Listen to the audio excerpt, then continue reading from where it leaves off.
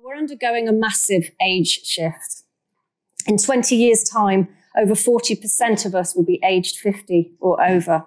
And more than 2/3 of the growth in the UK population will come from the over 60s age group. Put simply, more of us are living longer than any generation ever before. And that's an incredible achievement, and it's something we don't celebrate enough. We have asked of the national government, which we make all the time, but leadership is also needed locally if we're all going to benefit equally from our longer lives in all of our places.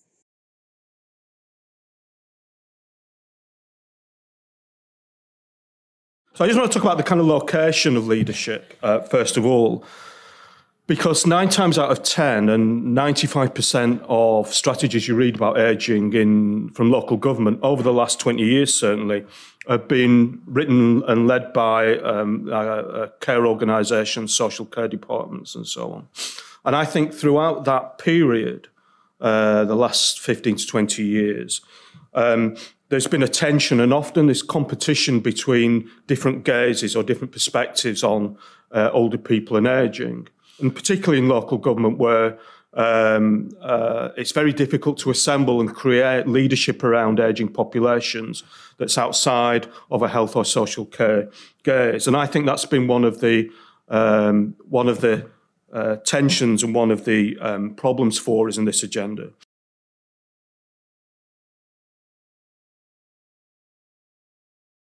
Because the fact is, if you reach 65 or 75 or 85 and you're happy, you're going to have a longer retirement and a healthier retirement. And what makes you happy?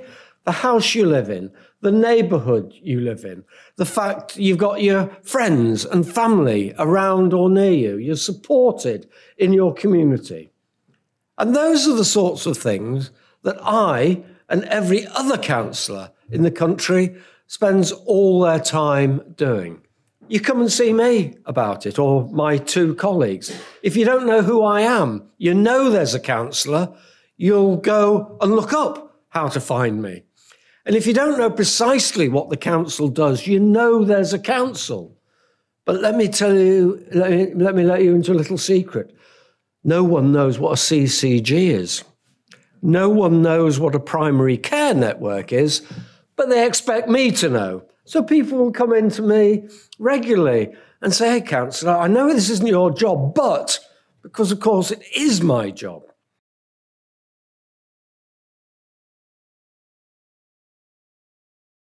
I'm there to serve all residents. And I wanted to make a few points about the role of the Chief Executive. It is to work in partnership. It is to convene all the people who have the skills and expertise to deliver for residents. But it's also about engaging residents in that discussion. You have to have a strategy around it. Local government has not got an infinite amount of money. It's got a lot of challenges. And what we've done in Stockport, as an example, is have an all-age living strategy. But it's about creating the neighbourhoods. And at the centre of that is our older people. You have to be a disruptor, but that is a disruptor for good. So I think the job of the Chief Executive is to make sure that we put ageing at the centre of what we do, but also that we have some products that we're prepared to develop as disruptors to make sure that we do that. And we have to make sure that our policies stay relevant to the population as it's ageing now.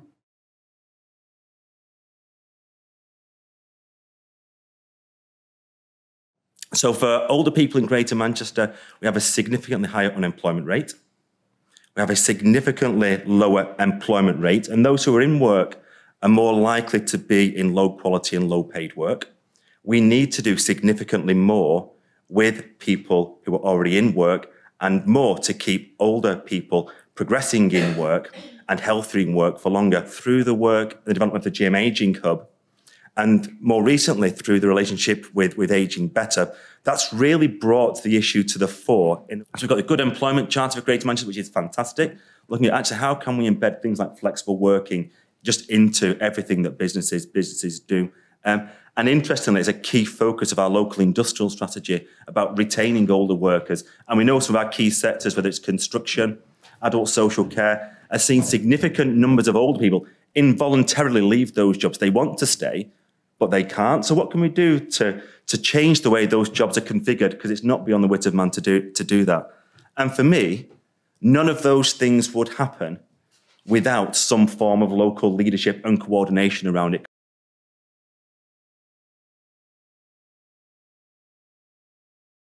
Should we expect our parish council, district council, or county council to take a lead in making our villages age-friendly, or should we expect to fend for ourselves? I think that really is what is that difference between what I should be doing as an individual and expectations and what we should be expecting and asking from our different councils leaders. I think there's probably, I'd quite like to get a little bit of answer along. There's a few of you who could answer that question. I think the local authority's got to take a lead because it's a place shaper. Some business leaders need to start thinking differently about how they develop their workforce. What's central in all those areas is the ability of local elected members, of local officers, of elements of the local state to be able to bring together key actors, including older residents, to make local plans and to act on those plans in a way that improves the quality of life. And I think individuals can take a role in leading and asking their local district, parish, district and county councils to take on, maybe join the Age-Friendly Communities Network, use that framework, and they may be far away, but actually there's a role that each institution in even the smallest places can play. So how do we, as local citizens, really get the message out to local authority leaders who have less resources and competing priorities?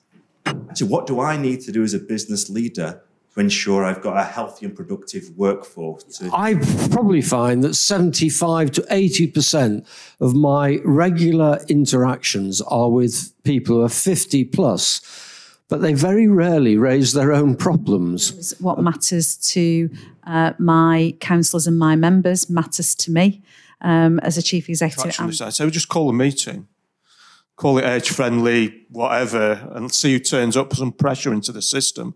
And actually a large part of our work inside the local authority has been on that basis. In terms of that negative narrative about ageing, how much are people being dismissed and how much is ageism, do you think, part of the thinking or the lack of thinking around stuff we've been talking about? I think there is ageism. I think there's no doubt about that. And I think it's up to us to challenge that. I think we need to change the narrative.